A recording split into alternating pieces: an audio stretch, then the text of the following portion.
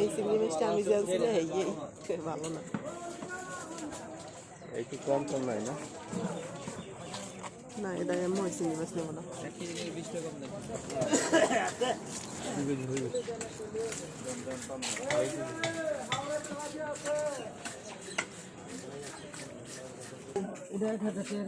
ইলিশ মাছ কত?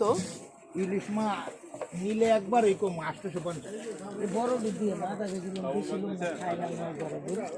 দেখি দেখি বাবা, সাদা সাদা লাগে না?